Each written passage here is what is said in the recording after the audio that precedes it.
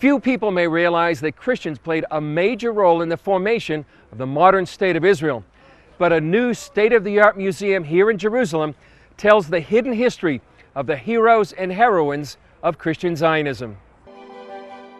The museum greets visitors with a profound introduction, stunning aerials of Israel, while a map traces the land given by God to the 12 tribes, all set to originally scored music.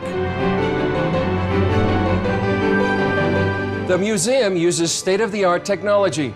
For example, this area is one of the largest touch panel exhibits anywhere in the world. Touch one of these panels, and you can find out more information about Christian Zionists throughout history. The modern features like video mapping aim to tell new audiences one of the most compelling and often unknown stories about modern Israel, the role of Christian Zionism. Israeli Prime Minister Benjamin Netanyahu addressed this history in a 2012 speech. I don't believe that the Jewish state and modern Zionism would have been possible without Christian Zionism. I think that the many Christian supporters of the rebirth of the Jewish state and the ingathering of the Jewish people in the 19th century made possible the rise of Jewish Zionism. American Mike Evans built the museum to spread the word of Christian Zionism's place in history.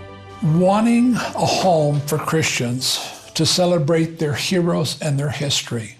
I found no place in Israel where Bible-believing Christians can go to, and they have heroes and they have history. The museum is based on years of research and this 2-volume set written by Evans. There's so many of them. I mean, if you just take George Bush, 1844, this guy was a Hebrew professor, and he wrote a book that sold 1 million copies on the restoration of Israel. And yes, his 2 relatives were U.S. presidents.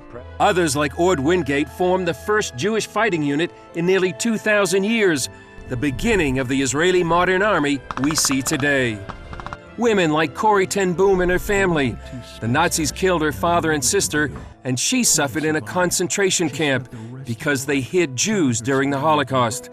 And Swedish diplomat Raoul Wallenberg faced death to save Jews. In the dead of winter, Wallenberg joined the thousands of Jewish prisoners in the death marches to Auschwitz, trying to save anyone he could.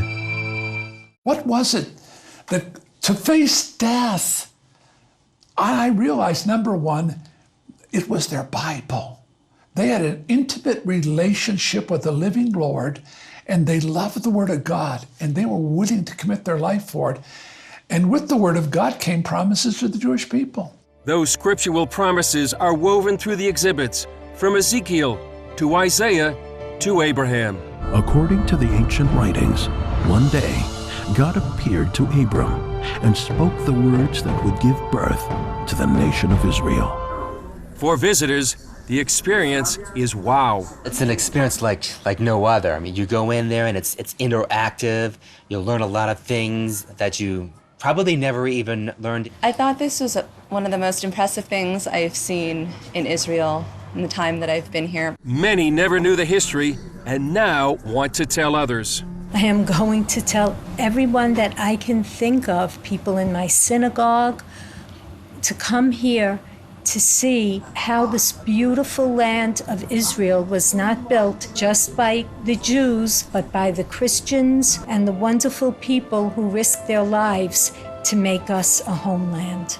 For Evans, the museum lets the Jewish people know that although enemies surround Israel, they're not alone.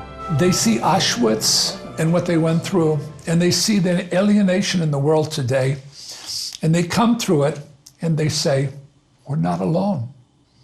There's Christians who really love us. And it's just amazing to see that. It gives me hope. I'm not alone. That's enough.